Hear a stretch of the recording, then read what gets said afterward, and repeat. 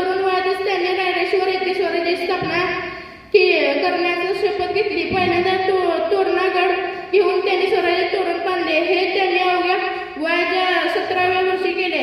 गणिमिका व मुत्सद्दी राजकारण यासाठी ते संपूर्ण जगभरात ओळखले जातात. त्यांच्या मते राजकारणात जिंकायचं असेल तर हरल्याचा आभास निर्माण करावा लागतो. या तत्वाला जोरावर त्यांनी अनेक युद्धे जिंकली. अनेक इतिहासकार त्यांची व महाभारतातील श्रीकृष्णाची युद्धनीती सारखी होती असे सांगतात. महाराष्ट्राला आदर्श शासनकर्ता सर्व समावेशक सहिष्णू राजा मराठी साम्राज्याचा संस्थापक मेला. त्यांच्या धोरणाला कर्तृत्वाला त्यागाला तोल नाही. राष्ट्रीय आणि आंतरराष्ट्रीय पातळीवर त्यांचा इतिहास रामचे पुत्र महाराष्ट्राची शान हा हार न मानणारे राज्याचे जनतेचा राजा म्हणजे छत्रपती शिवाजी महाराज. अशा रीतीचे राजाच माझा मानाचा मुजरा मानाचा मुजरा मानाचा मुजरा. स्वतःच्या मनगटात बळ असणाऱ्याला दुसऱ्याच्या सामर्थ्याची भीती कधीच वाटत नाही आणि अशा सामर्थ्याला धाडस नियती सुद्धा करत नाही. विजयसारखी तलवार चालून गेल्याने या छातीने सारा हिंदुस्तान हलून गेला. वाघ लखना अफजलखानाचा कोथळा पाडून गेला. वाघ लखना अफजलखानाचा कोथळा पाडून गेला. स्वर्गात गेल्यावर देवाने ज्याला झुकून मुजरा केला, स्वर्गात गेल्यावर देवाने ज्याला झुकून मुजरा केला, असं एक मर्द मराठी माझा शिवबा होऊन गेला. असं एक मर्द मराठी माझा शिवबा होऊन गेला. ओम बोलल्याने मनाला शांती मिळते, साई बोलल्याने मनाला शक्ती मिळते, राम बोलल्याने पाप मुक्ती मिळते आणि जय शिवराय बोलल्याने आम्हाला 100 वाघांची ताकद मिळते. एक होती शिवाजी, भीती नव्हती त्यांना जगाची, चिंता नव्हती परिणामांची, कारण त्यांना साथ होती आई भवानी व माता जिजाऊची. देशाला लाट आणली भगव्याची, मुहूर्त वेळ रोवली स्वराज्याची, म्हणून म्हणतात जय भवानी जय शिवाजी. सागराचं पाणी कधी आटणार नाही, माऊलीची माया कधी तुटणार नाही. सागराचं पाणी कधी आटणार नाही, माऊलीची माया कधी तुटणार नाही. हा जन्म का 1000 जन्म झाला तरी नाश्वर जगरी सुटणार नाही, नाश्वर जगरी सुटणार नाही. थोर कर्मजी जाऊ उपकार कधी फिटणार, थोर कर्मजी जाऊ उपकार कधी फिटणार. चंद्र सूर्यासपर्यंत नाव ना तुमचं भेटणार, चंद्र सूर्यासपर्यंत नाव ना तुमचं भेटणार. श्वासात रोखून वादळ, डोळ्यात रोखली आग, श्वासात रोखून वादळ, डोळ्यात रोखली आग. देवा म्हणजे छत्रपती एकटा हिंदू वाघ, हातात धरली तलवार, छातीत धरले पोलाद. धन्य धन्य हा महाराष्ट्र, धन्य हे आमचे महाराज.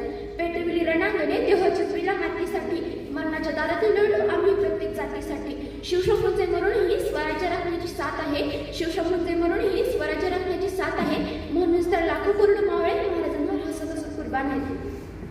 ना चिंता ना भीती ज्यांच्या मनामध्ये राजा शिवछत्रपती, ना चिंता ना भीती ज्यांच्या मनामध्ये राजा शिवछत्रपती. भगवे रक्ताची धमक बघ स्वाभिमानाची आग आहे, भगवे रक्ताची धमक बघ स्वाभिमानाची आग आहे.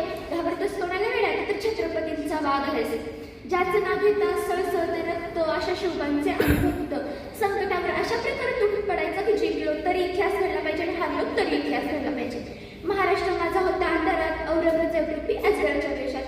अडकली होती भवानी माता माझी, गुलाम रूपी साखरदंड्यांच्या बेड्यात. तेवढा घातलाय का प्रकाशाने जन्म, शिवनेरी झाला धन्य. होते त्याच्यावर जिजाऊचे संस्कार आणि पाठीवर दादाजींचा हात. डोक्यावर जरे टोप, हाती भवानी तलवार, घातला स्वराज्याचा पाय, त्याला छातीवर शोषून वार. होता तो सिंहाचा छावा, खेळून गणिमिकावा. माझं मिळवलं रणदुंबरा अंगणात, खेळ जुळवलं देवळात, विजय आपल्या अंगणात. जिंकून घेतला आकाश, त्यानं जिंकून घेतलं दुर्ग. विशाल सागरावही पायमन घातलं त्याने बांधून सिंधुदुर्ग. नंतर त्याची गरुडापडी पडली सिद्धीच्या चंद्रिनागरी. केले त्याने 9 वेळा स्वारी, तरीही पडलं अपयश कधी. काय असेल का दुःख यापरी, म्हणून थांबला नाही तो, झुकला नाही तो, म्हणून थांबला नाही तो, झुकला नाही तो. पेटू मिटला पडला मराठा, भिडला थेट मुघलांना. पोर्तुगीजांना घेतलं त्यांना अंगावर ब्रिटिशांना. शेवटी मराठ्यांचाच राज्य तो पुरून उरला सर्वांना. बसून त्याने दख्खनच्या भूमीत हलवलं त्याने दिल्लीचे तप्त. रणांगणात रोवली त्या औरंगजेबाची, त्याचं नाव छत्रपती शिवाजी. चला तर नाव महाराजांचे जयघोष करूया. आणि हो, जयघोष इतका जोरात झाला पाहिजे की आवाज राहण्याने नव्हे. तर महाराष्ट्राचा इतिहास लिहिला तो हिरव्या पिवळ्या शालीनं, तलवारीच्या खणखणाटीनं, घोड्याच्या टापानं आणि शाहिरांच्या डपानं. आणि हा इतिहास लिहिला तो छत्रपती शिवाजी महाराजानं. मुजरा त्या छत्रपती शिवरायाला, रयतेच्या राजाला, ज्याच्या शौर्याला तोड नाही, भक्तीला जोड नाही. जो थांब आहे सागरा समान, ज्याचं छत्र म्हणजे सन्मान, तो त्या सूर्याचे शान, मराठी मायाचा धगधगता अभिमान. काय झालं सह्याद्री, ज्याला शंभूंचा अभिमान, महाराष्ट्राच्या देवाऱ्यात त्याचं पहिलं स्थान. असे ते प्रौढ प्रताप पुरंदर, क्षत्रिय कुलावतंस, सिंहासनाधीश्वर, राजाधिराज, योगीराज, श्रीमंत, श्री श्री श्री छत्रपती शिवाजी महाराज की बंदुकीच्या जोरावर आणि हंटराच्या धाकावर मी अनेक वाघांना माणसाप्रमाणे जगायला शिकवणारी माणसं बघितली, परंतु बंदुकीच्या जोराशिवाय आणि हंटराच्या धाकाशिवाय इतिहासानं माणसांना वाघाप्रमाणे जगायला विचारणारा मी एकच वाघ बघितला आणि तो म्हणजे छत्रपती शिवाजी महाराज. आज आपण जो महाराष्ट्रात राहत आहोत तो महाराष्ट्र म्हणजे काय? तो महाराष्ट्र म्हणजे छत्रपती शिवरायांच्या विचारांचा, शंभूंच्या पराक्रमाचा आणि जिजाऊंच्या संस्कारांचा शिलेदार म्हणजे माझा महाराष्ट्र. कष्टकरी शेतकऱ्यांचा, दीनदलितांचा आणि 105 हुतात्म्यांच्या बलिदानाचा हा महाराष्ट्र आणि त्या दिल्लीच्या तख्त्यालाही खांब फोडणारे जिगरबाज मर्दमावळ्यांचा हा महाराष्ट्र. आणि या महाराष्ट्राच्या मातीत 19 फेब्रुवारी 1630 रोजी एका रत्नाचा जन्म झाला आणि तो म्हणजे छत्रपती शिवाजी महाराज. छत्रपती शिवाजी महाराजांनी त्यांच्या आयुष्यात वस्तू वापरल्या आणि माणसं जपली. आपण मात्र आपल्या आयुष्यात माणसं वापरतो आणि वस्तू जपतो. त्यांनी त्यांच्या सुवर्णाक्षरांनी इतिहास लिहिला. त्यांची सांगितलेली प्रत्येक गोष्ट आपल्या मनामध्ये ठासून भरलेली आहे. आणि असाच एक प्रसंग मला तुम्हाला सांगावा असं वाटतो. एकदा छत्रपती शिवाजी महाराज हे कर्नाटकाच्या महिमेवरून महाराष्ट्रात परत येत होते. तेव्हा तिथे एक बेलवाडी नावाचं एक छोटंसं गाव होतं. तिथे एक छोटासा किल्ला होता. मल्लमध्ये सई नावाची एक ठाणेदारी तिथे राहत होती. दादाजींना वाटले की जाता जाता हा गड घेऊन जावा, त्यामुळे त्यांनी थोडेफार सैन्य गोळा केले आणि ते मल्लमावर चाल करून गेले.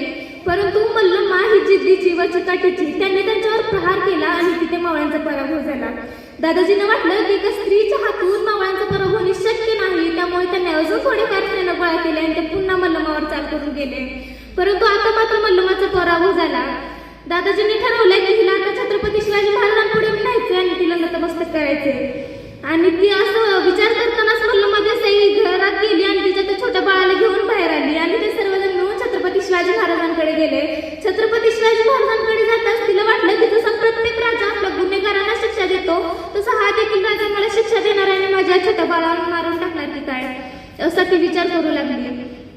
आणि ती छत्रपती शिवाजी महाराजांपुढे नतमस्तक झाली आणि म्हणाली की राजा तुमचे गुन्हेगार आहे. राजा जी काही शिक्षा द्यायची असेल ती मला द्या, परंतु त्यात माझ्या छोट्या बाळाचा काहीही दोष नाही, असं ती छत्रपती शिवाजी महाराजांना म्हणू लागली. छत्रपती शिवाजी महाराजांनी स्मित हास्य केले आणि त्याच्या छोट्या बाळाला बोलून त्यांच्या त्या मावळ्याला इशारा केला. तो मावळा पळत घरामध्ये गेला आणि त्यांनी दुधाची वाटी आणि चमचा घेऊन बाहेर आला आणि ते छत्रपती शिवाजी महाराजांपुढे ठेवलं. छत्रपती शिवाजी महाराजांनी मल्लमध्ये सईच्या बाळाला घेतलं आणि मांडीवर ठेवलं आणि त्याला त्या चमच्यानं दूध पाजलं आणि म्हणाले की हा जो आमच्या मांडीवर दिसत आहे ना तो आमचा भाचा आहे. हो म्हणजे तुम्ही आमच्या भगिनी झाला. आणि कोणता राजा आपल्या भाऊ आपल्या बहिणीचं राज्य बळकावून घ्यायला बघतो आणि दादाजी बहिणीचं राज्य बळकावून घ्यायचं नसतं तर बहिणीला राज्यात द्यायचं असतं.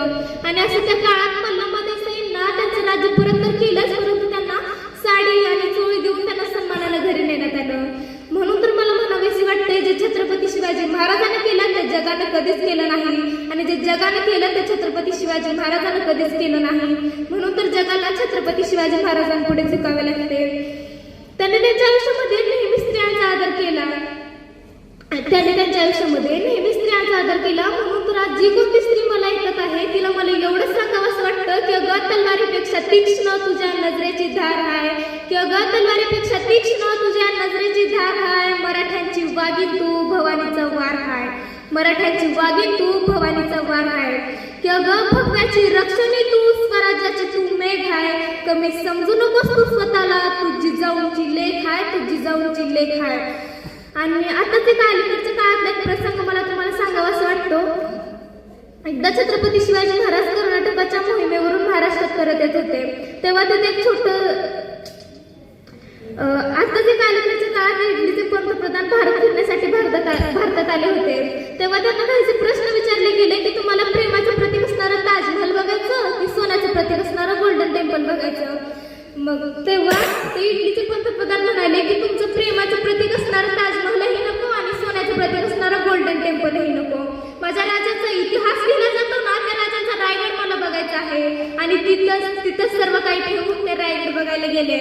सांगायचा उद्देश एवढाच आहे की जगाच्या पाठीवर तुम्ही कुठे पण जाल ना तेव्हा तुम्हाला विचारलं जाईल की तुम्ही कुठून आलेले आहात, तर त्याला अभिमानाने सांगा की ज्यानं मरणाला देखील लाजवलं आणि आलेल्या मरणाला देखील जगायला शिकवलं अशा छत्रपती शिवाजी महाराजांच्या भूमीवरून आलेलो आहोत, अशा छत्रपती शिवाजी महाराजांच्या भूमीवरून आलेलो आहोत.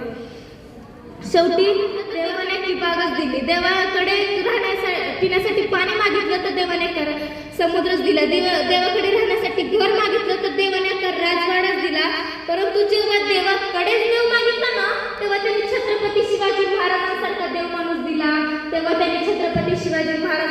देव माणूस दिला. एवढं बोलून मी माझे विचार मंथनाला इथेच पूर्णविराम देते. जय हिंद.